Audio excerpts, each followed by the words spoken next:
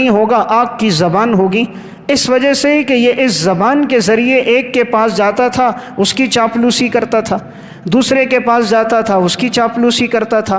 تو جس زبان نے یہ حرکت کی ہے اللہ اسی زبان کو سزا دے گا، جس زبان نے یہ گناہ کیا ہے اللہ اسی زبان کو جہنم کی آگ سے جلائے گا۔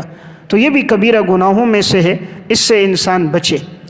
زبان سے سرزد ہونے والا 8واں بڑا گناہ ہے چغل خوری کرنا۔ نبی اکرم صلی اللہ علیہ وسلم نے ارشاد فرمایا لا يدخل الجنت قطات، چغل خور آدمی جنت میں داخل نہیں ہوگا۔ چغل خور کس کو کہتے ہیں؟ اس کا مطلب ہے ایک آدمی کی بات کو دوسرے تک پہنچانا فساد ڈالنے کے لیے، ایک کی بات دوسرے تک پہنچانا فتنہ ڈالنے کے لیے، خیر کے لیے نہیں پہنچاتا۔ ایک کی بات اگر ایک شخص نے دوسرے کے بارے میں کوئی جملہ کہہ دیا تو یہ اس کو فوراً جا کر کہتا ہے تیرے بارے میں تو اس نے یہ کہا۔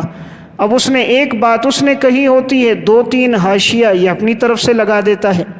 تو اس طرح بات کو بڑھا چڑھا کر پیش کرتا ہے تاکہ ان کے درمیان میں دشمنی ہو جائے، ان کے درمیان میں نفرت ہو جائے۔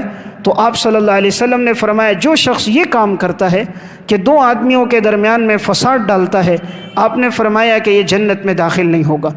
چغل خوری اتنا بڑا گناہ ہے۔ آپ صلی اللہ علیہ وسلم ایک موقع پر قبرستان سے گزرے، آپ نے فرمایا ان قبر والوں کو عذاب ہو رہا ہے، اور کسی بہت بڑے گناہ کی وجہ سے نہیں کہ جس کو تم لوگ بہت بڑا گناہ سمجھتے ہو، یعنی تم اس کو معمولی گناہ سمجھتے ہو، اس کی وجہ سے یہ دونوں جہنم کے عذاب میں مبتلا ہیں۔ صحابہ نے پوچھا وہ کون سے گناہ ہے؟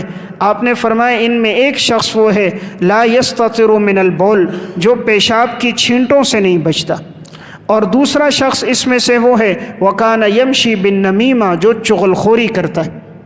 تو ایک چغل خور ہے اور دوسرا پیشاب کی چھینٹوں سے نہیں بچتا۔ ان 2 گناہوں کی وجہ سے یہ لوگ عذاب قبر میں مبتلا ہیں۔ تو آپ صلی اللہ علیہ وسلم نے پھر ان کے لیے دعا فرمائی۔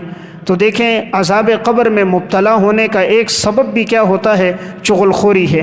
تو بہرحال یہ ایک بڑا گناہ ہے، اس گناہ سے بھی انسان اپنے آپ کو بچائے۔